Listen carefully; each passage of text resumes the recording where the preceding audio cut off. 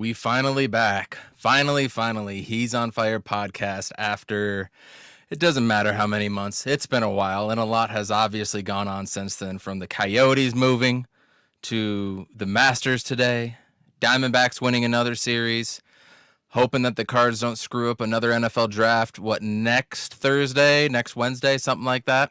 Suns going 7-3 in their last 10-game gauntlet.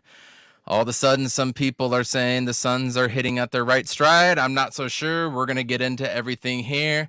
But it's good to be back podcasting and talking with everybody and seeing you guys here. We are back with ASAP Arizona. It's going to be a lot of fun breaking everything down. Can't wait to get some more people in here. We'll see you after the intro video. Let's go. Urkavici sets, loads up, beaming one deep, and it is caught! Blitz coming, Palmer extending the play. Nobody there. Crosses the field. Larry Fitzgerald. Fitzgerald is insane to the 4-yard line. Crowder looking, throws it alley. Oh! He puts it down! He puts it down! Neal inbounds. Desmond Cambridge. Oh! Arizona State has done it!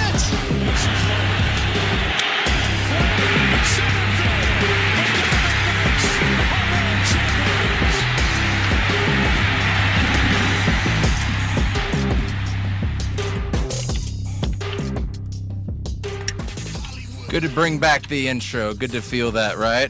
It's awesome to be back here, you guys. I'm really pumped about what we're going to be able to do with ASAP Arizona. It's going to be a lot of fun getting to know everybody again. So, what up? Here we go. Phoenix Suns in the playoffs yet again. Not the way we envisioned it. This has been probably the most frustrating season of all time.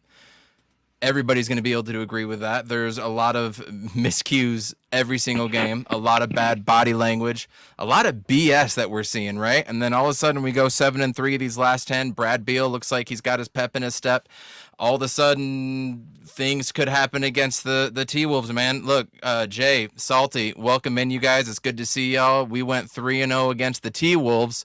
But this is the playoffs now. I mean, we know how the refereeing is going to get. We know the crowd's going to be a different intensity. It looks like game one is going to be on Saturday, which gives us 5 days off.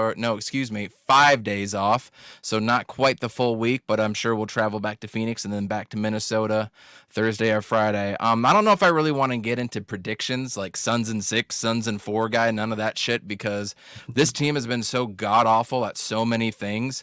I just want them to show up in the first quarter of the first game, right? If they can prove that they're going to go out there with intensity and box out, not turn the ball over, it's a make or miss league. You may make shots, miss shots, it's whatever, but getting those loose balls, doing the little things. If they can do that, I do like our chances. Jay, I want to start with you, man. Tell me your thoughts about this series coming up. What are you feeling about where we are with the Suns as well? Well, to talk about this series as a whole, first I got to say it's great to be back talking to you guys again. It's been long overdue. I've been, scratching, wanting to, come and service, Arizona sports fans again. But it's just good to be back to talk about. He's on fire! It's been a long time since I've heard that. But to talk about the series, you kind of have to talk about the whole season in a sense, just sort of briefly. I'm not going to break down every little aspect. But don't need to. It was hell. Yeah. We've gone through every trial and tribulation you could possibly think of with bad injury luck, inconsistency. Well, that's still a prevalent thing. A lack of accountability, lack in buying into the coaching system, questioning the coaching system, not really trusting, role players.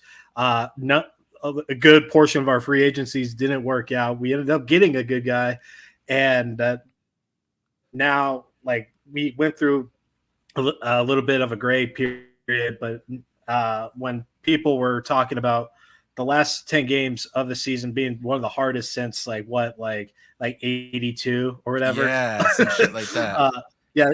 Some crazy like that. I knew we had to, put up or shut up, and we did in a sense, 7-3 to close out. We swept Minnesota. We got a game off the Clippers, even though that was a very frustrating game.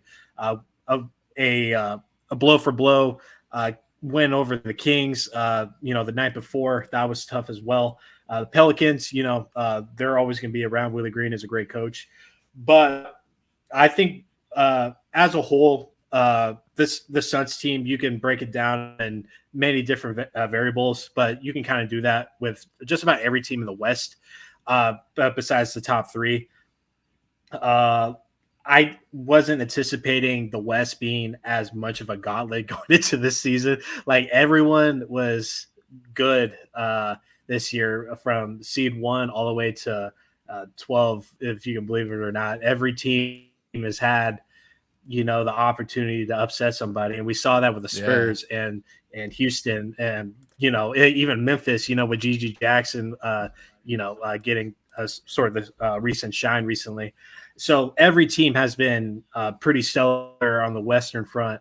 And then you look in the East, and when we did play some of the top Eastern teams, Milwaukee kind of like shot us out of the gym, and then Boston being Boston. So just this whole season has been insane for a Phoenix Suns fans perspective, but if we kind of got the matchup that we're looking for, but now it's time to put our money where our mouth is. I like our chances against Minnesota. We'll break down all the numbers later. I've been kind of rambling. I want Salty to kind of take over now. Hey, can you guys hear me? I think my internet switched over to. No, you're good. We hear you. Okay, cool. Yeah, we hear you. Man, where do I start? Like, where do you start with this season, man? It's the most anticipated Suns season in history is what the tagline, the press conference with respect. That was just kind of corny as fuck, dude. You know what I'm saying? Like, the pop and circumstance that we threw for him, and then like the whole process, the bill situation, and then like the build up. It's like you couldn't be more excited because Evan, you remember when we were on the phone when the KD news broke, we were just screaming and just fucking really happy. And it's just like you take that whole journey, we take it right, like DA's traded and all this other stuff, and we're like, wow, this is it, man. This is the season that we're going for. And then like Bradley Beal immediately is injured, injured, back injury. And I was in the DMs with you guys, and I had back problems, and I told you it was just like what he was talking. It's like his game is centered around getting to the hoop, explosiveness,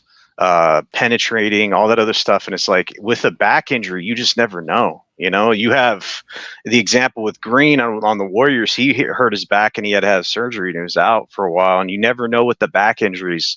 So it's like we started it with that, and it was just this continuous Bill's out, Katie's out, Booker's out, Bill's out, Katie's out, Booker's out. And then the narrative was like, oh, just wait until the big three's together.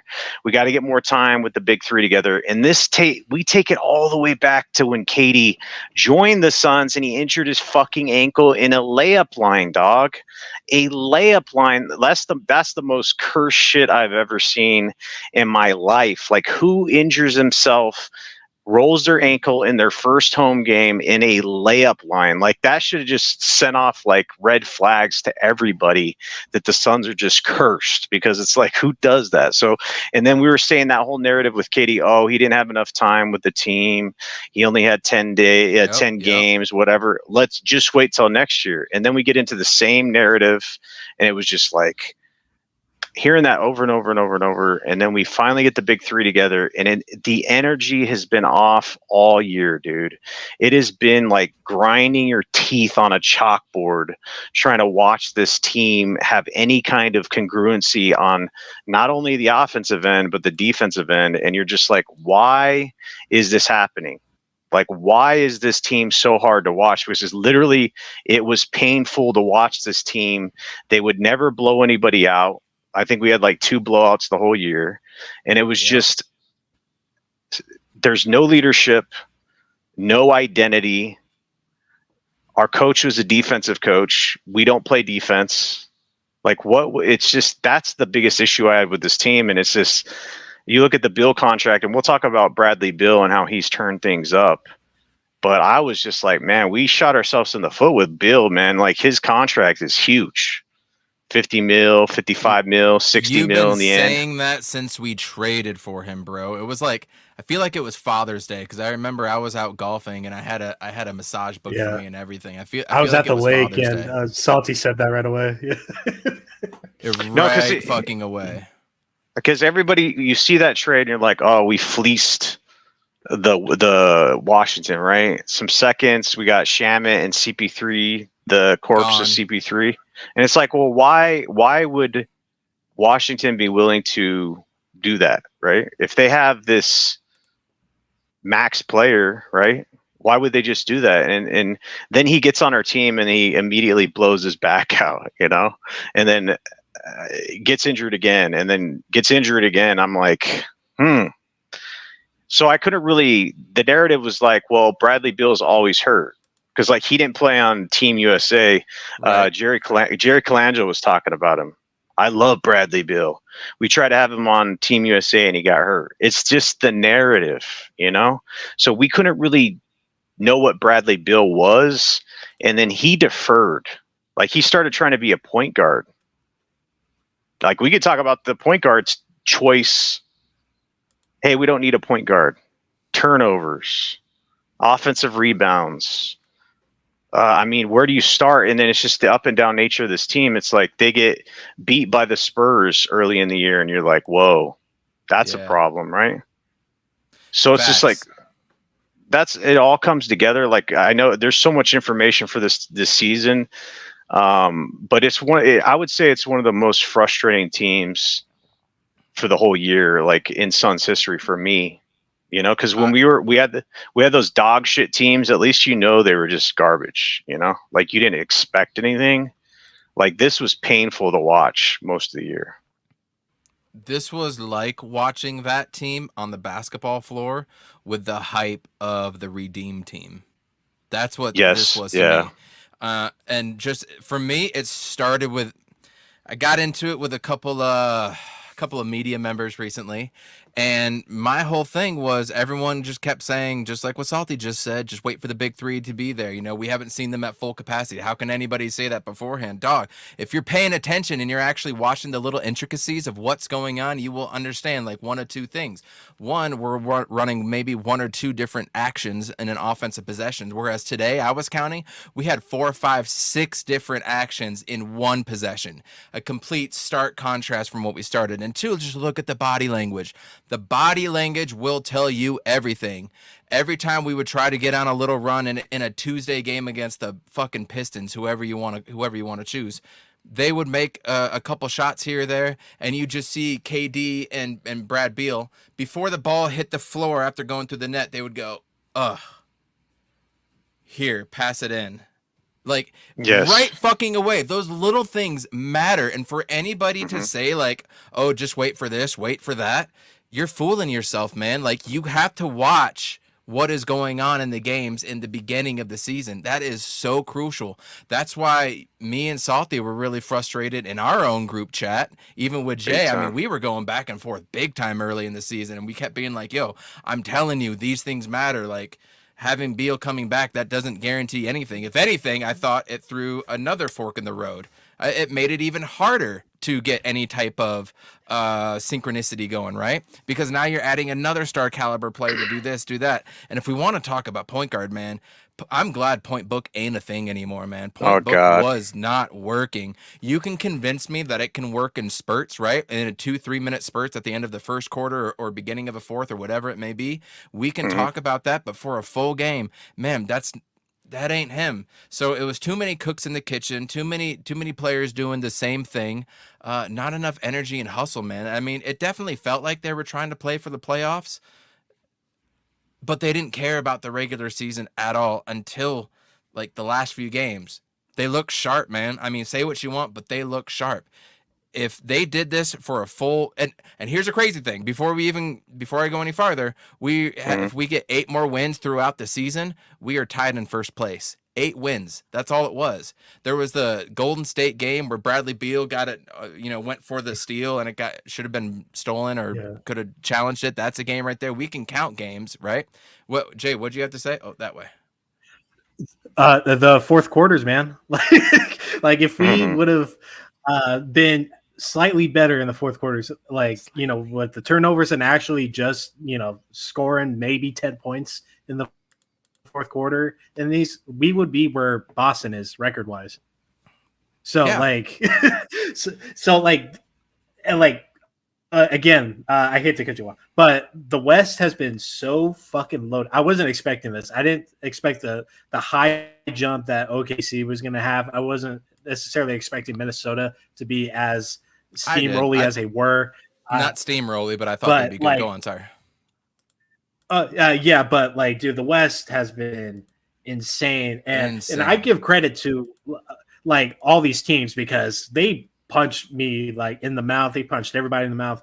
Every team's been good, and Houston being good in the last quarter of the season, that was unexpected. San Antonio just upsetting teams like us and Denver, and they were close to being Boston in one game. All these teams have been swarming and circulating, and I think we're just entering a new age in the NBA. But I keep going to what you were saying, but yeah. So real quick, what I wanted to say, then I want to open this part up real quick was, in regards to the Sun season, right? Anything can happen, right? We've seen it before. Maybe this team was holding things back. Maybe that was actually the case. If you look at the 4, 5, 6 different actions and possessions today, where they could have done 2 or 3 different things with the ball if they didn't just get fucking open layups and open shots. Other things were open, which was great to see. Anything can happen. This is a smart group. It's a veteran group. It's not like we have Mikal and Cam Johnson in their second or third year, right? Where they haven't been to the playoffs before. All these dudes are battle proven. Anything can happen. If who was it? It was the 94 or the 95 Houston Rockets was the last team to win an NBA championship as the 6th seed. That was coming off of their championship the year before. Last year it was the Heat making it all the way from the play-in tournament to get to the finals. Anthony Davis played 76 out of 82 games. Jamal Murray didn't get hurt. Look, I've seen crazier things happen in sports. Suns go up 2-0 and then they blow it in the finals. Crazier things have happened, but the way, I don't want to sound optimistic and give anybody fucking hope here, but the way it's laid out with Minnesota in the first round, potentially the Nuggets in the second round, that is the ideal scenario. I think we all wish for 2 months ago, potentially, right? Especially with Nurk being able to guard Jokic like he does. So anything can happen right now, but I lean towards what we've seen with the Suns this year, as opposed to being optimistic and starting to analyze statistics, or whatever the fuck you want to do, right? I'm not too high on them, but this is kind of perfect for them. Well, I'll tag in here. One of the things is, I know that it's completely different sports, but do you remember how the Dbacks finished their season? Oh, who doesn't remember that? Dude, that was gorgeous. Well, here's the deal. They limped into the playoffs. That was the last game of the season. I think who'd they play? The Astros. It was the Astros, yeah, and we lost that game. We lost. So we left our fate up to.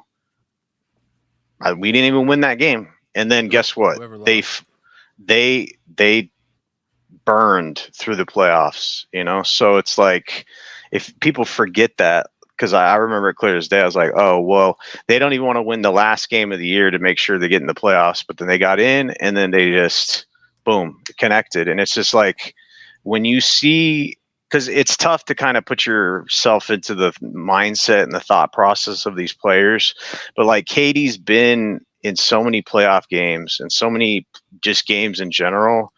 Him is specifically, and this is a veteran team, even to Booker for a certain extent, not Bradley Beal as much because he hasn't been in the playoffs that much, but this team has always had the playoffs as that goal. And it's the NBA season is long, right? So it's tough to run that gauntlet and not have major injuries. So like to look at our team and to say that our team is 100% injury free for the most part is a success in general, you know, because we're not saying we're down a major player or so from that perspective, that's a huge W. Yeah. You know, we're all the chambers are full in our gun for the playoffs. So, and then what I've seen in the toughest stretch of the year, the last 10 games, would they go 7-3? Yep. They could have even won more than that, I think. And it's just, I'm not going to say like I'm hugely optimistic that they could go to the finals or whatever, but I'm a lot better than I was like, I don't know, before this gauntlet or whatever, like towards the end of the season, because because it's a lot about matchups in sports as well, right? Like there's certain teams that just dick us down. Like it's just the way it is. So like you look at the matchup between the Mavs and the Clippers, would you rather have that matchup? No, hell no. Right. So it's like the dice kind of rolled in our favor. Yeah, like we wouldn't want to have OKC because they've kind of dicked us down. The Nuggets is a good matchup for us, and it's like you look at the way that it like rolled out for us, it's perfect. I think our matchup against the T-Wolves is absolute. I'm not going to say Suns in 4 or anything like that, but we swept them for a reason in the regular season. It wasn't even close, dude. So that's what I'm saying. In sports, it's about matchups, and I think we match up good with them. If we play the Nuggets in the second round, I like our chances with that. And then you go about whatever it. You take this matchup for what it is. We're not going to be in the play-in. We're not going to have a 1-game scenario to kick us out of the fucking playoffs. So from that perspective, it's a W. All you need to do is go 1-1 in Minnesota. You just need to win one. Yeah, honestly. And to add to what Salty's saying, this is kind of like the first playoff NBA season I can really remember that like matchups are like a key, like the major key of a team's success for like both sides of the bracket. Like because OKC doesn't want to see, you know, the Thunder or OKC doesn't want to see the Wolves. Denver doesn't really want to see us. We don't want to really see the Thunder. And like it just go down the list and like there's a counter to like every team in the playoffs this year. And Boston, you know, Miami's lurking. Milwaukee Pacers are right there. Like Cleveland, the Knicks are, you know, looking over the shoulders. Like this is kind of the first time in a while where like one, division games have mattered, and two, the fucking just there's a counter to just about every team in here. And what Salty said, like we asked for this layout and we're going to get that, you know, like we have to take care of business here. And let's just get into, I guess, the matchup really with everything. Someone can, you know, take the reins first, but I'm curious to see what y'all think about. Real quick before we do that, it's just I have to give props to Adam Silver, and like them to be putting in the play-in tournament. Man. Yeah, man. I like because if you guys remember when the Suns were like the top seed and we were playing the Grizzlies back in the day, and it'd be a 4-0 sweep, or like anytime the 8 seed would be playing the 1, it'd just be an instant out. Not really worried about that shit. Like this is like NCAA tournament style, like where you legit could have some a lot of knockoffs. The excitement of playing is like absolute. Like I think it's cool, man. I get excited for it. I think it's going to be a great playoffs. You know, the fact that Denver, OKC, and Minnesota were all tied today, and just about the whole playoff bracket got settled today, is pretty nuts. I mean, credit to the NBA. I mean, I think the play-in was a very smart move. It all depends on Kawhi Leonard and his knee, man. I mean, that was one thing you also thought going into the season was going to happen. Like Kawhi's not going to be able to finish, and then sure enough, he ain't finishing the season, and they are dead quiet on everything. And all of a sudden, some Paul George rumors for the 76ers in the offseason pop up. So I don't think he's healthy. I mean, that's what they've done the past few seasons. When Kawhi goes out, they don't say anything until the end. He's just listed as questionable or something, right? And then he just shows up as out the day before the game. So a lot's going to depend on that. If he was healthy, I would say Clippers will probably take the Mavericks, but I'm not so sure about that now. And then the only other matchup in the West that set is us and Mini. In the East, you got Boston and Indiana, and then you got Cleveland and Orlando. That's actually going to be a really fun matchup. I would imagine Cleveland would win that one, but who knows? As far as this matchup, we don't we don't match up with the T-Wolves don't match up with us. Excuse me. They just don't. I mean, they got 2 7-footers that can't really run that much. They're supposed to be an elite defensive team, and they're not going to be able to guard all 3 dudes. And I think a lot of it does depend on Bradley Beal.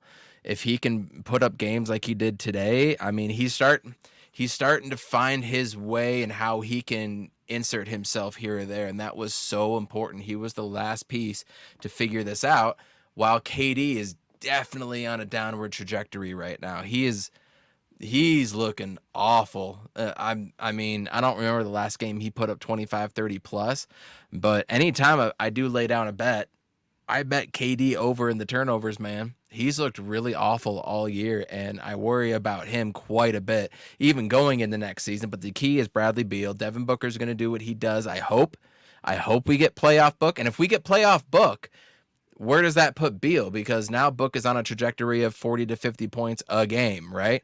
So how is he able to find his spurts here or there? There's a lot of what ifs, man, and this is the type of shit we should have figured out during the season. So here we are in the playoffs against a team we wanted, and we matched up very well against them. It's going to be loud in Minnesota, but this team is not playoff proven. The Minnesota Timberwolves lost 4-1 last year, right?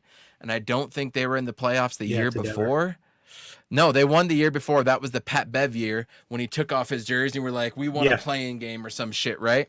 And then they get bounced again. So they don't have any real significant playoff experience. Anthony Edwards is the man. He's one of my favorite players to watch. Outside of that, nothing really scares me. I mean, the headiness of Mike Conley he can get hot, right? Jaden McDaniels, everybody is all on his nuts about being able to guard Book or KD or whoever. Playoffs are a different animal, completely different. And remember, he punched like the locker room or the door or some shit last year, so he didn't even play in the playoffs last year. He broke his hand right beforehand, so he didn't even play. So let's see how he does in the playoffs. It's going to be like everybody was talking about Herb Jones and Trey Murphy when we played the Pelicans, 2 years ago? And they shied away because they were not ready for that playoff success. Also, what's the Suns crowd going to be like? The last 25 to 30 games, that Suns crowd, like, we've been booing the fuck out of the Suns, and they deserved it. We have been. So they're not getting hype. How is the playoff energy going to come? If they go on a 8-0 scoring run against the Suns, are we just going to start booing and stuff? Like, what's that going to look like? There's so many X factors coming up right now. Real quick, we got 75 viewers right now, which is amazing. If you guys could hit the thumbs up button and talk to us in the chat and whatnot, we'll post your comments and we'll go back and forth a little bit here.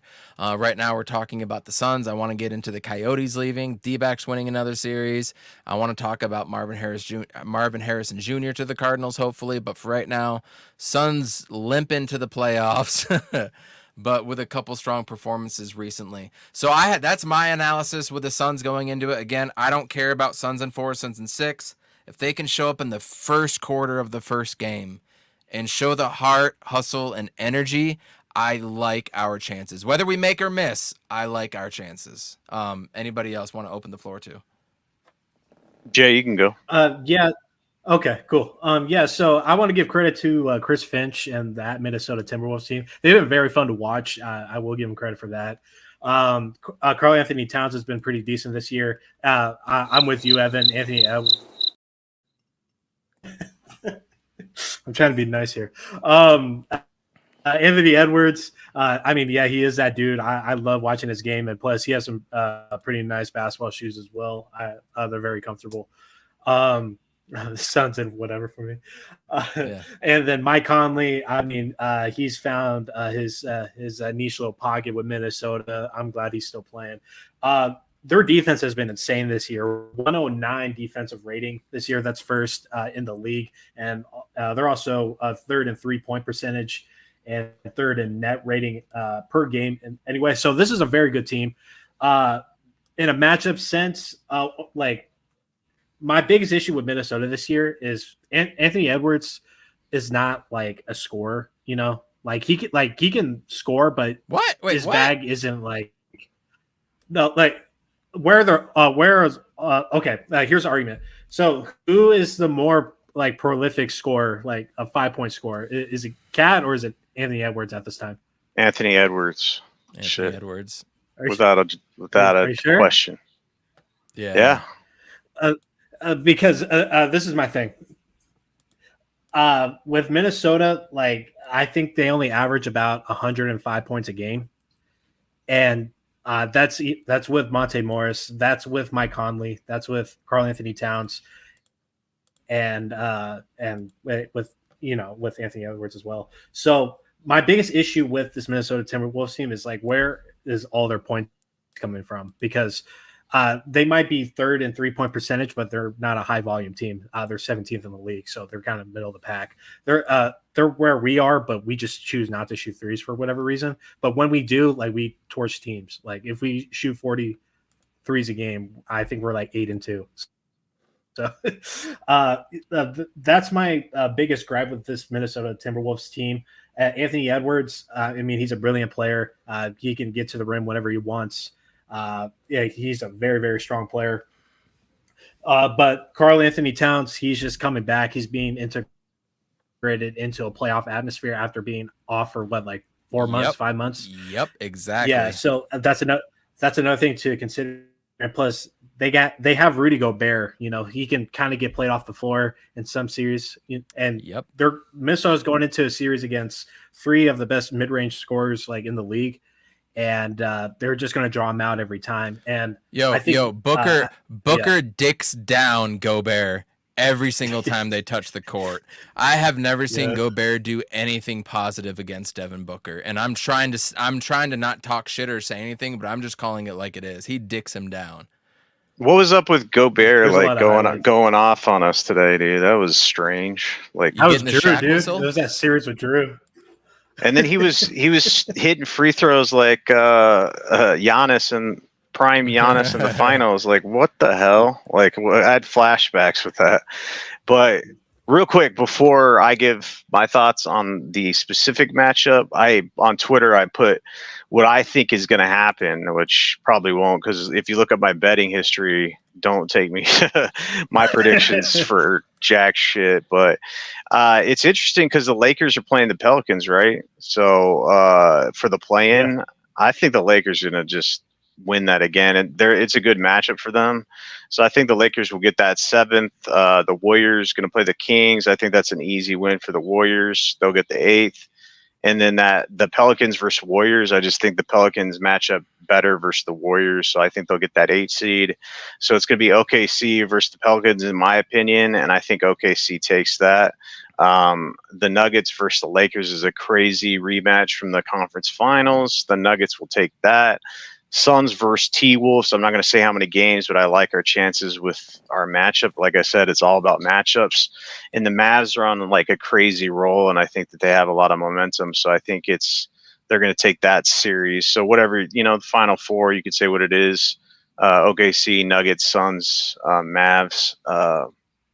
So in my opinion, I think that we just match up well with the T-Wolves. I think a lot of their momentum this year in the regular season, they're kind of a regular season team, in my opinion. I think that they tried very hard to, up the amount of victories. And if you look at the margin of error in the West, I've never seen the West this competitive, top to bottom. And it's not just 1 through 8; it's like 1 through 10. It's every team. It's like everybody has a pot. Everybody's above 500, right? I mean, and it's almost significant margins. And you look at like how competitive this shit is, it is insane. So that's why it's so important. It's not where you finish, it's like your matchups. That's why I'm so happy the way it panned out for the Suns, because Literally, like if the Suns were, I don't want them going up against the Mavs in the first round. I don't want them going up against the OKC in the first round. I'd be okay with the Nuggets because I like our matchup with them. The Lakers, I think, won our matchup this year. I think they match up pretty good with us. I'm not really too scared about them, but I think Anthony Edwards is legit. He's just super athletic, defends very well. Gobert is a beast in the middle. He can't do shit on offense. Karl Anthony Towns is kind of soft in my opinion. He's a good That's fair. offensive player, but like on the defensive end, he just doesn't do much to me. I know that they're the number one defensive team, but when it comes to playoffs, I just think that like I said, if you go down the list and you just kind of read off the matchups, it's just they do not match up well with us in any facet. Like even from the rebounding perspective, that kind of gets canceled out with Nurk, right? Because Nurk is with Gobert. So Nurk, what does he excel at? He's bigger. He gets rebounds, right? So I don't know. I like it. I think you just got to steal one of the first two games, right? And then you take it back home. So that's the plan there. I do like the way that you're talking about multiple actions and like the ball movement and stuff like that. And I think that that's all contingent on Bradley Beal penetrating. Yeah, man. Huge. Like we didn't have Dish that and before. kick. It's like the reason why our offense sucked ass and it was so hard to watch, it was like ISO ball. ISO, KD, ISO. No running. Pick and roll, three guys on the perimeter watching. And then it's like everybody's standing on no one's moving, no actions going on, nothing. And it's like ISO ball, contested shot, painful to watch. That was the same with KD, and it was the same with Book, and it would end up in a contested shot or a turnover. And then you'd have Nurk, our offense running through Nurk, and he'd do these one-handed fucking dumbass passes. So it's like I like the Bradley Beal go hectic, run in the paint, have the defense collapse, kick, boom. You got Katie for a three, or Book or anybody else, because we have the number one 3-point shooter on our team with what's his name? Ted Cruz. So yeah, I like it. I like our matchup. The GOAT, Grayson Allen. The ghost of Ted Cruz passed. You can just boil this series down to like it's really the scoring, because it's just hard for me to believe that Minnesota is going to be able to keep up with our scoring. Yeah, they can, go on a run of getting a lot of good stops, because I've been watching Minnesota a good amount this year, and they could definitely, trip some teams up for a quarter. But like we just have so much firepower around the perimeter, and then Kevin Durant sees Nas Reed and he sees barbecue chicken. It's kind of like Eric Gordon for the Nuggets, or go down the list. So like Minnesota has so many good defenders, but they can only really attack, a couple of players at a time. This is where the Beal thing is so important. If we didn't have Beal this year and we saw Chris, we would be fucked, honestly. But I mean, you can have a great defense, but this is an offensive league right now, right? Yeah. So, I mean, you can that's only really my do point. so They much. can't keep up with it. Yeah, you can only do so much, and you got to be able to keep up firepower. But I mean, again, just that Kings game, man. That Kings game was so frustrating to watch. I don't know how we pulled that off. I was watching the live stream with John Voida and Matthew Lissy on Suns Jam Session, and they would switch over to a couple of the other games that were on that night, like during a timeout, and I put in the comments, I was like, it's more fun to not watch the Suns right now. And they were all laughing like, yeah, you're right. It is more fun to not watch the Suns right now. So even one game ago, I was bitching about all the stuff we have, and then we put together a complete performance. And the sad thing is, I don't even remember that many complete performances throughout the season. I remember we played Miami at home. There was a Laker game, one or two Denver games, all three of the Minnesota games apparently, and maybe like the Memphis game where we were going to the play-in and we won by like 40 points or 35 points or something like that to run the score up. We had trouble with the Utah games, the Houston games, the Spurs dicked us down. Like there were so few complete game performances by the Suns, it's like I still don't have the confidence to go out and say this stuff. You know what I mean? Because we just don't know which team is going to show up. And then there's Eric Gordon being out this game.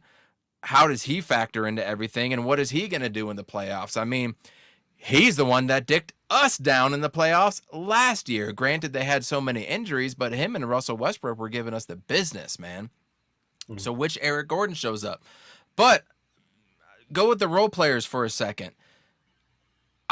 Grayson Allen is obviously a role player. Nurk obviously is. Outside of that, man, Royce O'Neal is an inconsistent ass player, man. You know. I mean, his pump fakes are great. He does a lot of the little things, but when it comes to the shot making, he's very hit or miss.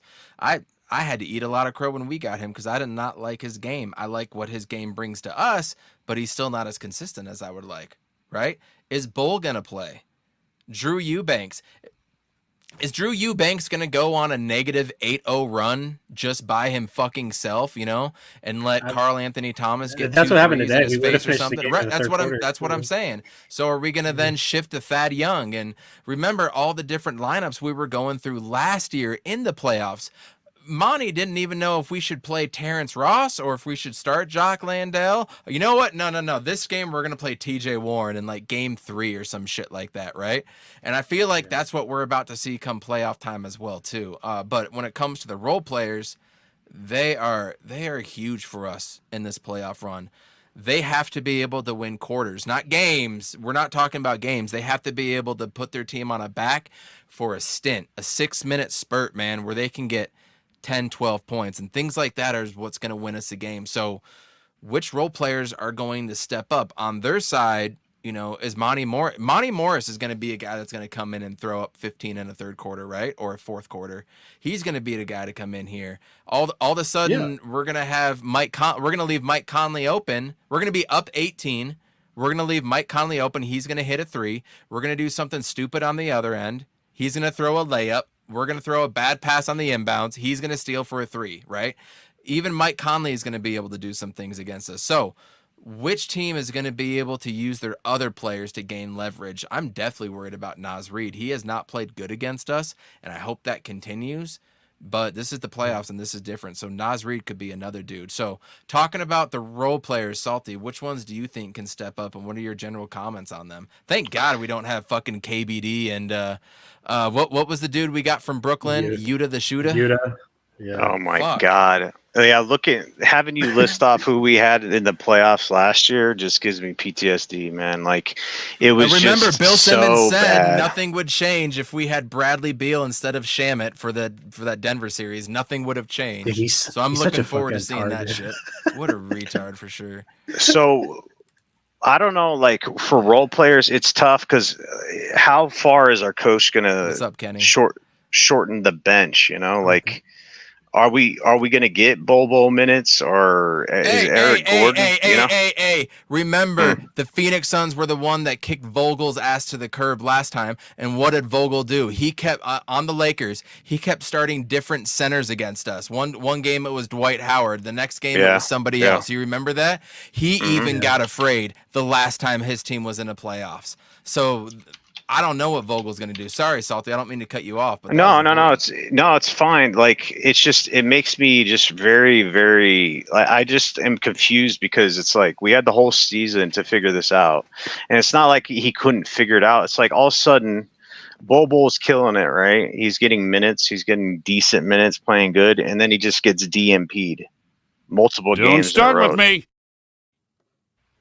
Like, what are you doing in this situation? And then it's like Thad Young is clearly a veteran with all this experience, and he brings what the team needs in the backup center role. But then he's still just gargling Drew Eubanks nuts. Like he still plays him when he's a walking L, and it's like, what are you doing? Like, why is that not clear to you? And it's like that one game he listened to everybody, and he's playing Thad Young, and what else did he do? He switched out Grayson Allen for Royce O'Neal in the starting lineup, and it's like then he goes back to the bullshit that he tries to pull. So it's like, well, we got our 5, right? So we got 1, 2, 3, 4, 5. So how short is our bench? Because it's like Eric Gordon's got slotted in, so he's that 6. And it's like, is he going 7 and 8? Because then he gargles Drew Eubanks nuts, so he'll be one of those, right? So then it's like, well, how much time is really left for any of these other players to make an impact on the squad? And it's like, in my opinion, you can go 8, 9. I like 9. I think 8. I think the Nuggets went 8 in their runs. So they went 8. You can go 9, but question to you, Salty. Here's the thing: when Drew Eubanks does go, or Eric Gordon, whoever it is, go on a terrible 4-minute spurt, is Vogel gonna have the balls to take that dude out and sub in a Thad Young? That's the question I have. Honestly, I don't get his coaching style. So that's why I just don't trust him as a coach. I don't think he's that good of a coach. I think he has some major issues and flaws. So that's one of the things. I think that there's multiple reasons why we haven't got more wins or more, production out of our team. Like, there's been injuries and stuff like that. But like, these are some of the things that I question when it's like, clearly you're seeing the talent differential or like matchups or whatever you want to say. It's like Bol should have a defined role on this team. You shouldn't be wondering if one game he's going to DMP, or it's like, clearly if your players are struggling, you shouldn't play favoritism, because that's what Monty did. And it's like, well, why did Monty get fired eventually? It's because he was stubborn and he didn't see the writing on the wall. It's like Drew Eubanks is like Shamit. It's like these coaches find their players that they like and they just stick with them no matter what. It's like, what was Monty saying? Like, I would let him date my wife, or yeah, no, I would let him date my daughter, not my wife. No, daughter. Yeah. Rest in peace if it was his wife. No, it was daughter. Sorry. Yeah, so Thad Young, man, I just think he's that perfect complementary center. He does the dirty work, gets those rebounds. He's not in there to make, to score. And I just think he would be perfect, but I don't know. Like, who's the X factors? Like, Eric Gordon could definitely be that, but he's been hit and miss, hot and cold, So that's my thoughts there. I don't know. I'd say Naz Reid and Monte Morris on their side of things with a special guest star of Mike Conley, but I think we all kind of expect Mike Conley to do Mike Conley things. Kyle Anderson too. People forget about him, but yeah, he can hit slow-mo. It from the corner. Yeah, slow-mo. Yeah.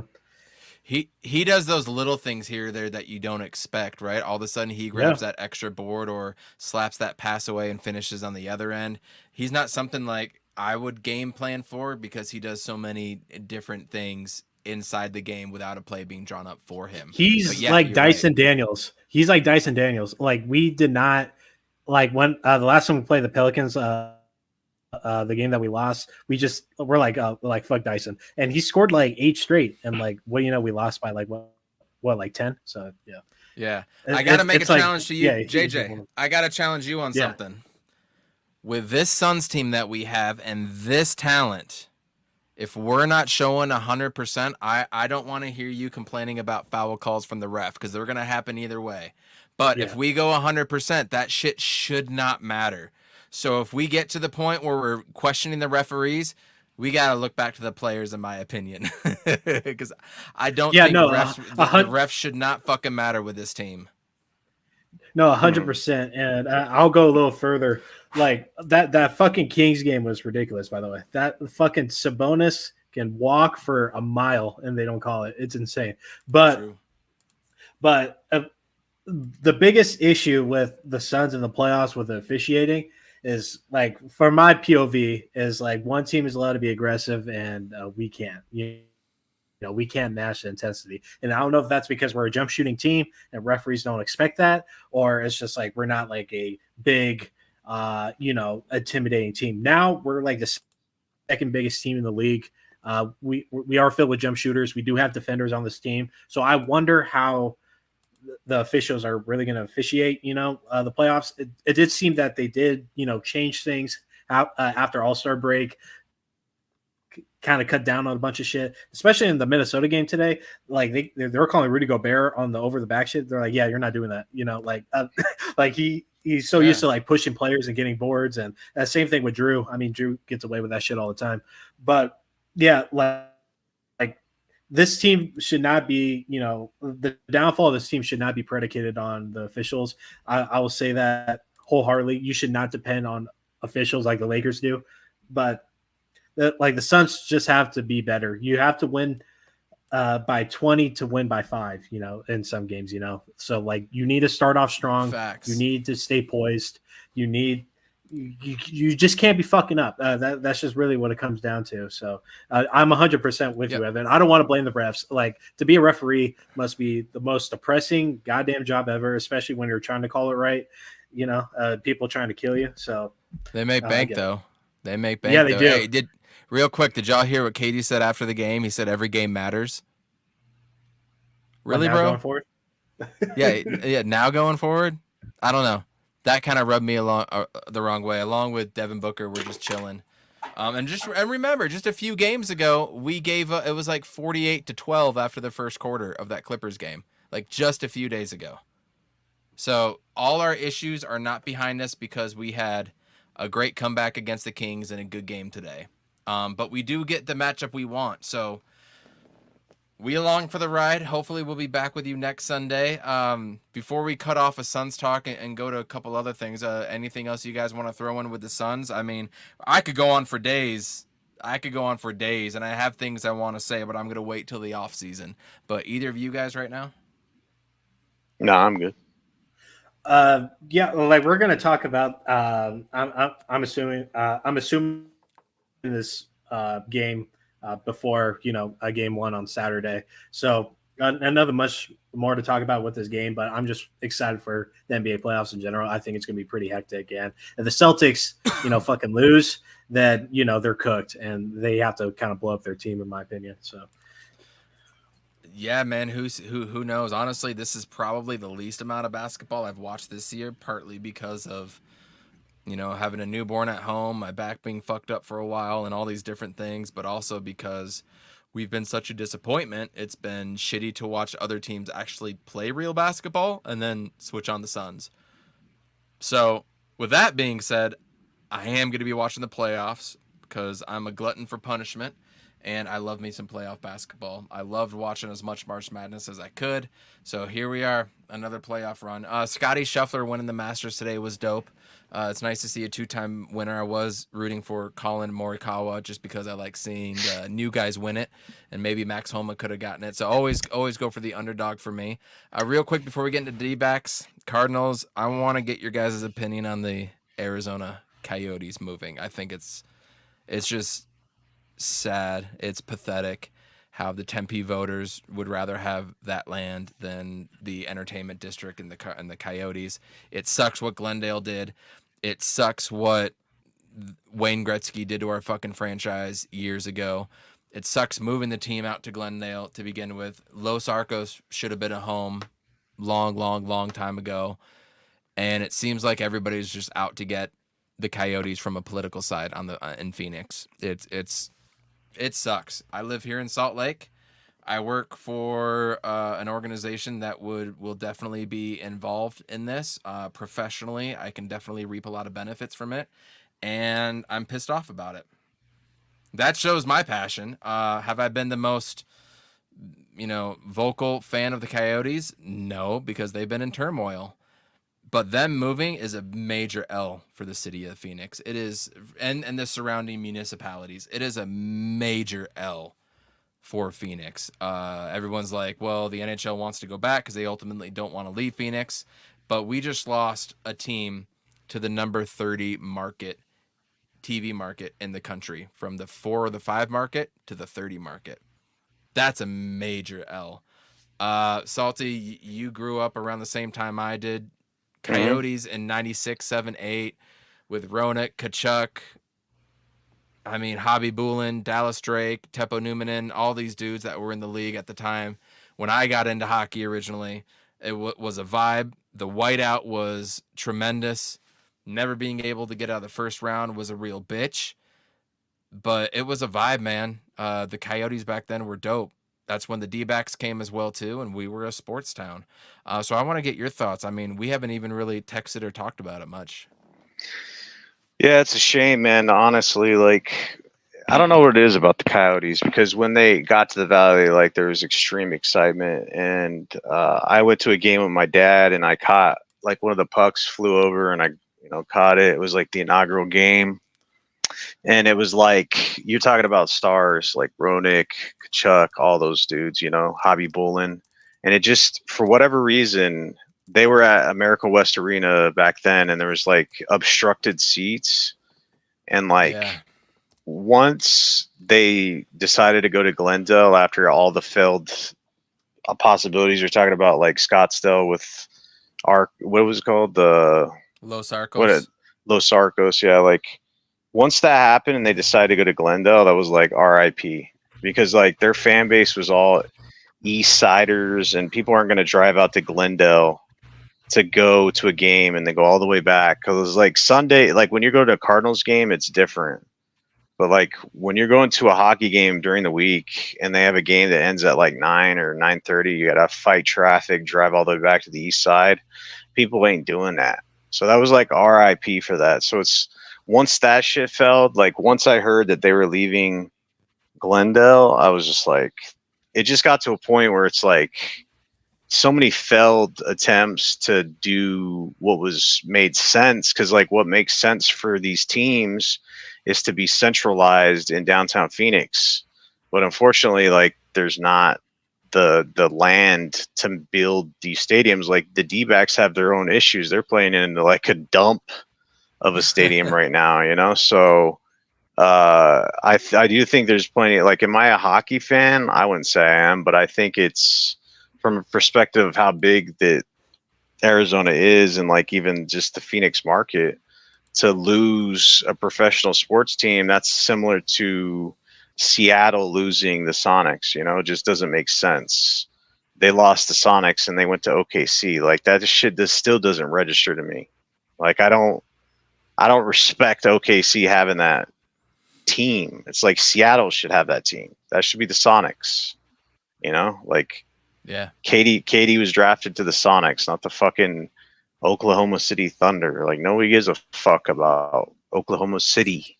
So it's just like I want Seattle to have the Sonics, and it's like they can say whatever they want about it, but it is what it is, man. I think it was just failed attempt after failed attempt, bad ownership, ineptitude, losing teams, and people just couldn't attach themselves to that, because the Valley's very finicky. It's like you need a win to have support, unfortunately, So Go figure, right? I just think Utah is what it is. I think that it's cold there.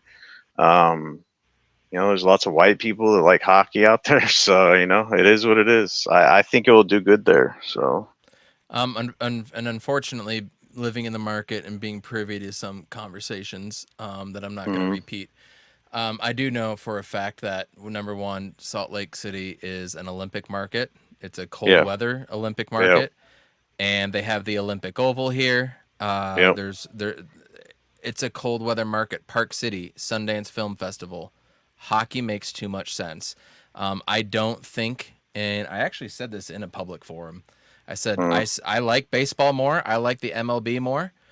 I would go to more MLB games than NHL games, but I think our market would be able to support 18 to 20,000 person, new stadium or arena, and being able to fill that up with 41 games, as opposed to baseball, which could be 40 to 60 to plus thousand people on a Monday, Tuesday, Wednesday, a getaway game at 1:10. With our demographic, and Salt Lake is actually the youngest county in America, a lot thanks to the LDS Church, right? Having a lot of kids definitely helps that. So we're the youngest county in America here, and being able to take kids to a lot of games that start at 6:40 or 7:05 for baseball, that could be 2.5 to 3 hours. I don't think Salt Lake would be able to support that, but they were able to get a lot of taxes and stuff passed. I mean, I'm going to be taxed now with them coming here. I don't like the way. I'm going to tell you guys some stuff offline. I don't like the way that the taxes we're being forced to pay for stuff. We should be paying for stuff for any billionaire to make fucking profit off of. This isn't just Salt Lake. This is any sports team. The damn owner of the Oakland A's should have been able to build something on his own years ago. And yeah, now it's the fans that get screwed, right? So that shouldn't have happened. And I don't like trying to think of a way I can say this. the motivation behind getting a team there is a little different than what people think. And I'm It was gonna all, tell you guys. yeah, it was, if you look at it, it was just, it's like the big wigs of the NHL. They're like, hey, what is his name? The guy that owned the Coyotes, Morello, or I don't know Yep. what his name is. They're like, hey, you want to make a cool $1 billion or whatever it was, because he bought the team for nothing. They're like, well, we're gonna buy it from you, then we're gonna sell it to this other billionaire. You guys are all gonna make money. We're gonna make money, and that's just the way it's gonna be. And they're like, that's how it went. That's how it went. So I just typed it in the private chat, yeah, and Jay, I just saw you. You just put your head down. The motivation behind it is really screwed up. And I talked to a couple Jazz fans about this, and of course they're like, well so, like I love this. This is great for us. We get to do this and we get to do that now. So, again, for me professionally, it's gonna be a good thing, but I'm gonna have to endure through a lot, and it sucks that we got like fucking Shane Stone kid is not going to be in yeah. Arizona anymore. Like that alone is so fucked up. Jay, I want to hear your thoughts, bro, and then I want to get into Dbacks real quick and Cardinals. Just very quickly, because I'm not a hockey connoisseur. I think that the NHL has done a disservice with marketing on the Western side of the country when it comes to hockey. Because if you actually sit down and watch a hockey game, it's actually very entertaining. Oh, it's fun as shit. But yeah, it's fun as hell. And I wish I would have grew up in an atmosphere of like watching hockey and stuff, but it just wasn't ingrained in me. And to go off what Salty said, moving the Coyotes to Glendale, like no one is gonna be making that ride. Like hockey, like if you grew up playing hockey, you know how expensive it is to, and you one, can't play get ice time for shit.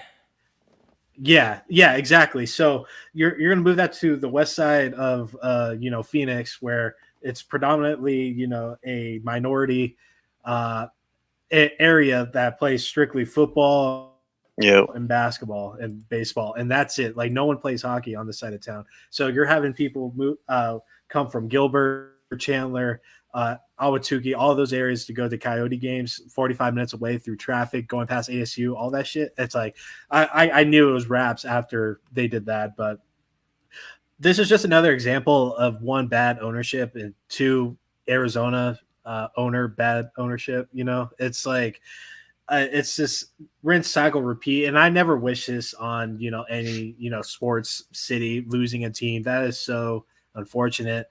The Sonics moving, I wasn't like I was like 4 when that happened, so it didn't really hit like that. But seeing the Raiders go to Vegas just seemed like a money grab. Seeing the A's following the Raiders just kind of hurts a bit. The Charlotte Bobcat rebrand and the development of the New Orleans Pelicans was a little weird. Even though I really like that Bobcat logo, I understand why it happened. But I just hate seeing this happen to cities, and now for once it's actually us, and it's very unfortunate. I'm a Phoenician. I didn't grow up being a hockey player.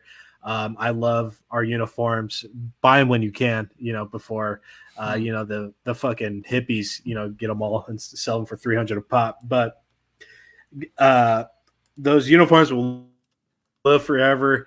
The Coyote fans will always be loud and proud. I've known plenty in my life, and even customers that I service on a day-to-day basis are diehard Coyote fans, even though they haven't been good majority of their tenure. But it's those golden times that make you make your head held up high, and remember those good stints. So I'm gonna miss the Coyotes. I never really got to a game. I wish I did. I put it off a ton.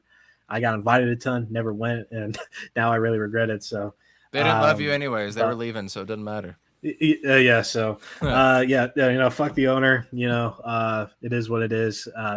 And for the people that kept on voting no on that land, obviously didn't understand what the bill was asking for and how it was going to be funded in the first place.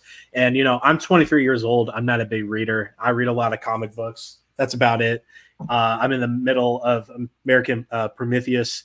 But I could even understand a 2-page PDF about how this place was going to be funded. It didn't take, a scientist to really figure this out. Yep. So to all the non-readers, you did this. So you let another billionaire owner kind of just, shit on a team and throw them somewhere else. So, and that sucks. D-backs are fun. They're fun right now. I want to talk about them, but 1 minute Cardinals draft. We're all on board with just drafting Marvin Harrison Jr., right? Is anybody keen 100%. trade back? Yeah. Jay? Unless Minnesota offers a crazy package, then Marvin Harrison for sure. Even then, though, dog, do we really want to take that risk? 3 first-round picks. Do you do it for this year? No. So my quick take on it, they did what they did last draft, and you saw what happened with the Houston situation. Now, you can say whatever you want with Paris Johnson, but clearly Will Anderson is a stud. They got the best offensive player and defensive player. Now the Bears are going to try to copy that model. Now, if you have that opportunity to draft a future Hall of Famer player, a lot of times if you try to trade back and stack picks, we saw that with the Suggs situation. I'll never get over that shit, dude. He was a beast at ASU. We traded back and we got Bryant Johnson and Calvin Pace back to back, right? Yeah, 2 garbage players. Now we happened to hit on Anquan Bolden in the second round, but still, it's just like, come on, man. I mean, if nothing's a sure thing, but if they do this 2 years in a row where they, I wanted them to draft Will Anderson, they traded back. I think eventually got over that, but like this situation where we could literally get a Larry Fitzgerald 2.0, like, come on, man. I won't get over this shit. Like, even if they get like a huge package, I'll just be like, fuck, dude.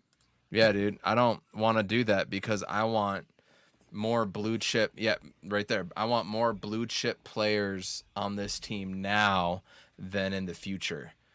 When you get the 11th and the 17th pick, I mean, yeah, you could technically move up, but who knows if Romeo Aduze or Malik Neighbors are actually going to be those dudes. I do want a bigger bodied, bigger wide receiver out there for Kyler Murray with his short ass. He had great synchronicity with AJ Green, for better or for worse. He did great with AJ Green, who was a bigger wide receiver, right? And then he had one good year with Kirk. He never really hit it off with Rondale Moore. He had a good half a year with Hollywood, right? But he's always done better with the bigger receivers. I think that's just the way we go. And I just want this is about upping the talent ceiling of this team this year and getting a player that's going to be better than the 11th and the 27th guy and the whatever guy next year. And if we trade with Minnesota for a pick next year and they hit with their quarterback and they got Justin Jefferson, who's to say what happened to Houston this year doesn't happen to them as well too? So that pick that you think is going to be a top 10 pick is now a bottom 20 pick. Right. So I don't want to get cute. I just want to go for it right now. I mean, if you can get the Chargers on the phone right now and say, hey, I've got the 11th and this pick, can I move up to 5? Then yeah, you acquire the extra pick and you do it. I don't know if you can have those conversations. I don't know if you can just be like, hey, bro, what are you guys doing with the 5th pick? But without that guarantee, just don't get cute. Draft him at 4. Move on with your day with the 27th pick and the top 6-8 picks in the top 100. Just get that talent. You want to make trades with that shit, go for it. Don't get cute with this. Just do it, man. Stick and pick, Coda. Stick and pick. No, I agree. And yeah, like I said, it would take an insane package from Minnesota or any other team with a bunch of first round picks for this year and next year for me to do that. But Marvin Harrison, what a stud, dude. And he would be able to add a lot to a up-and-coming offensive juggernaut. Trey McBride, one of my favorite players right now. Michael Wilson, he's a nice guy to have out there. And to throw Marvin Harrison in the mix along with Greg Dortch, I mean, we're cooking something nice that I like personally, And a lot of people are going to sleep on us, but, hey, the team has bought into Gannon.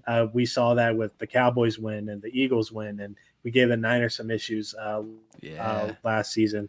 We can show up when we want. It's just a matter of people, start taking us seriously or not. So Houston definitely took us seriously. They knew the upsets we can cause. So I still think Arizona is still a few years out, but hey, I mean, people thought that with Houston too, and look what they did this year. So I think last year, early on, it seemed like we had a 500 team. I'm being quite honest. It was really the talent that kind of kept us down, and we didn't have Kyler and all that stuff. So, which is why you need to stick with MHJ. It was talent. Yeah, it was lack of talent. Exactly. So, I'm liking the trajectory of where this team is going. I'm really messing with Monty and what he's doing. I like what Gannon is bringing to the table. I already feel like I have a good feeling where this Arizona Cardinals team is currently. So we will see how the draft goes, and I'm just hoping everything works out, and the NFC West just gets worse so we can get better. So, amen. Team stick there. Everybody, thank you for listening. We have 124 viewers right now. We appreciate y'all. A lot of them on Twitter. Thanks, and shit. guys. So if you're on Twitter, hit us up, man. Follow us, DM us, engage, and we're gonna keep this ride going. Hopefully becoming the flagship show for ASAP Arizona, all sports, all play. It's our welcome back episode, and we're gonna close it out with a little D-backs talk. Winning today, the Milkman goes 6 scoreless innings, and we finally crawl back to 500. This team has been very up or down. They've had a lot of injuries so far, yet here we are, 8-8, and we got the Cubs coming in tomorrow with Merrill Kelly on the mound. I mean, if we win another series here and just keep rolling, that's what you want to see. Paul Sewald should come back. Jordan Montgomery's going to make his start, it looks like, on Friday. Perdomo being out is a killer because Blaze Alexander in that shortstop role is really hard to watch. I love when he's up to bat. I hate when he's out in the field. And then hopefully our other starter, Eduardo comes back.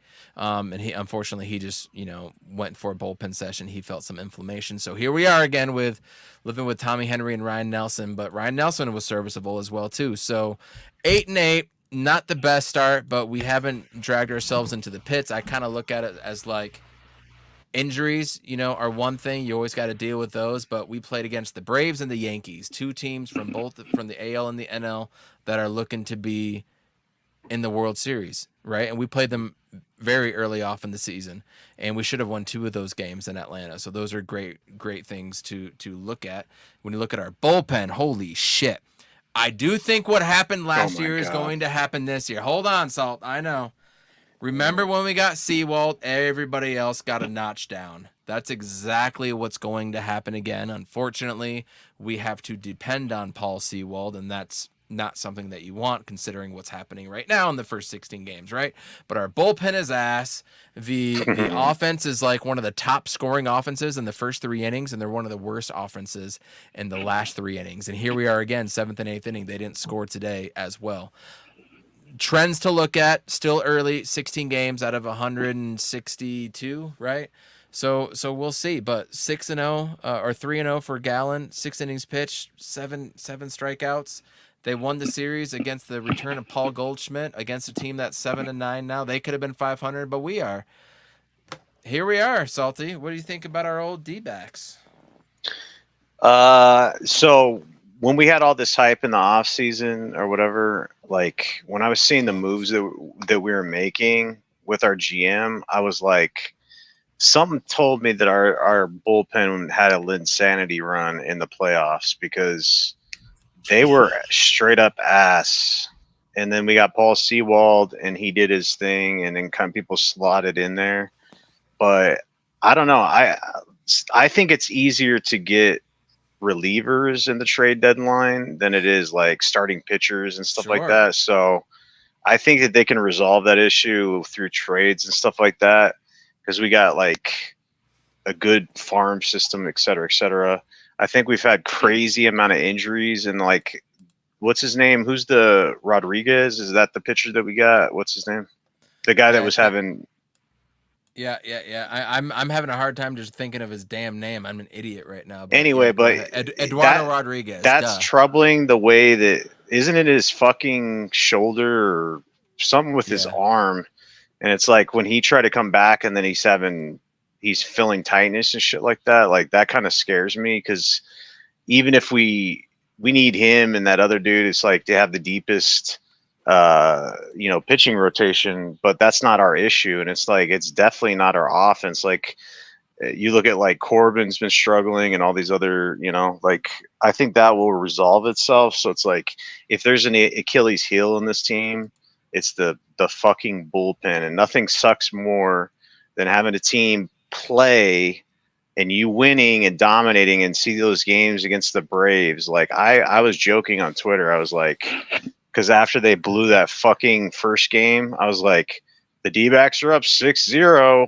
Do you think that they're going to blow this shit again? And of course they do it again. It's just like that makes you want to throw up. Like No good. A 6 spot or whatever, and like have this team come back and like literally because they had give me games against the Yankees. They had 2 against the Braves. You start stacking those wins up against what they have already. And I mean, that's where they would be where they need to be, even with the injuries. So I think they're a deep team. I think that they need to get players back and stuff like that. It's like they had no injuries last year. And it's like the baseball gods are like, well, fuck you. You're going to get injuries this year, bitch. And you're going to like it. So, yeah. Hey, man, if Anthony Davis can stay healthy 76 out of 82 games, anything can happen. Jay, what was your thoughts on everything? Yeah, so, I mean, starting it with the high of those first 2 Rocky games, I'm like, hey, the backs are here. We're on the wagon, And then, we played against the Yankees, and that was a little rough series. But, Corbin Carroll just seems like he's going through like a sophomore slump a bit. I think that's gonna, even out eventually. Corbin had a insane, rookie year. So like to notice a little bit of a regression, I mean, that's kind of normal. I feel like just in sports in general. Like what Salty said, I'm agreeing with Salty a lot this podcast for whatever reason. But happens every once in a blue moon. Yeah, the broken clock is right twice, the bullpen has been a goddamn train wreck, and like we've blown teams out in an inning, and then we give the runs right back because our pitching is ass. So there really isn't much to really say so far since we're so early into the season already. I mean, we're going against Chicago right now, pretty decent team. We have Kelly at the pitch. I think we can handle Chicago. We'll see. We will be seeing St. Louis in a few weeks again, and I like our matchup against St. Louis, but San Fran is going to be tough. So this next few weeks it's going to be not cruising, but I think we can get back to sea level and really coast. I would say.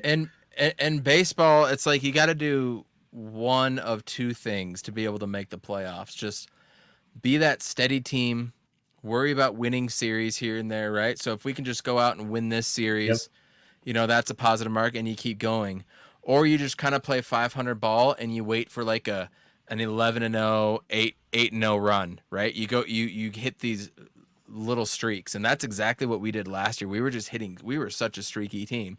So this year, I feel like if we can just kind of play that 500 ball, win some series, even split on the 4-game series, I think we're going to be able to find our role, our edge, kind of come August, September this year, as opposed to last year, being a more veteran team and kind of knowing what to expect going into the playoffs. So that's kind of what I expect. I'm not a baseball expert. I'm not like I am with basketball or football, but I mean, I look at the pitcher that we're playing against tomorrow, 10 innings pitched, 6.1 ERA. Merrill Kelly, almost 20 innings and 2.29 ERA. The opening game of the series is big. If we can just win 2 out of 3, I think we'll be good. But ain't it fun watching D-backs again? It was fun last year, starting to get into the summer. Everybody started paying attention, and then the World Series run just took us by surprise. Ken Kendrick spending the most ever with room at the deadline, to Salty's point about being able to upgrade the bench rotation, excuse me. So it's fun every night having a game, man. This is going to take us all the way to football season again, right? We're going to be able to enjoy baseball all the way through August, September, and even maybe come October. So this part's been fun, because if the Cardinals get 500, I would be happy this year. Arizona State athletics is absolute ass in every form of the way. Remember when we used to do this podcast and be like, hey, you guys want to talk about the D-backs? No, that was our joke, if anybody's listening to us for the first time. But now it's, hey, now ASU. You guys want to watch Arizona State? Like the fuck. So the fact that the D-backs are good are awesome, because they play long in the summer through those months. We got the Olympics this year. Olympics are going to be fun. Olympic basketball, right? It's going to be in France, so probably like an 8-hour or 9-hour delay or whatever shit that is. So we got a lot of stuff to last us this year. We got Suns playoffs right now. Then we got Suns free agency. NFL draft coming up, so it's a really good time to be sports fans. You guys, thank you for watching. We peaked at like 125 viewers. This has been dope. Make sure you guys follow all of us on Twitter at Coach Evan B and at He's on Fire Pod for my shit. Thank you for watching, Jay. Where can everybody find you? At my handle right here at J Joyce on Twitter.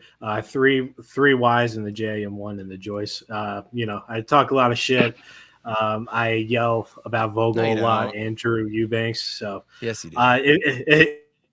If you like that, content, feel free to follow me there. Ask me basketball questions. I'm here on the wagon. I'm right until the wheels fall off. So the faceless wonder, Salty. Where can they find you? At Salty_AZ_. Some of the media people followed me. I'm sure they probably unfollowed by now, but I like meme shit. I like tweeting when I'm fucking pissed at my team. So I delete a lot of my tweets because after the fact. Anyway, if you want bad takes, follow me there, man. Let's go. Good takes all around. Sports betting is another one for all of us, right? Good God, but I will be laying some bets down through both of y'all in the playoffs. I'll be requesting some favors. I get to go to Portland. Does Oregon have betting laws? Do y'all know? I don't know. I don't think so. You can do every drug imaginable there. But... Oh well, there's that. It's a work conference, so yeah. But no, I get to go to Portland next week, so next Monday I'll be flying out, so I get to lay some bets then. But again, it's been awesome hanging out with y'all. Make sure everybody follows us. Hit up our YouTube page. Hit like, subscribe, all that fun stuff. We're coming at you audio as well. Hopefully the flagship program of ASAP Arizona, and starting back on Sundays, man. It's been fun talking all this stuff. We're gonna miss our Coyotes, but launching up for the Phoenix Suns playoff run. He's on Fire podcast. Welcome back episode. Peace, y'all. See you guys. Urkavici sets, loads up, beating one deep, and it is caught! Blitz coming, Palmer extending the play. Nobody there, watches the field. Larry Fitzgerald is Larry Fitzgerald is insane to the 4-yard line. Crowder looking, throws an alley. Oh! He puts it down! He puts it down! Neal inbounds, Desmond Cambridge. Oh!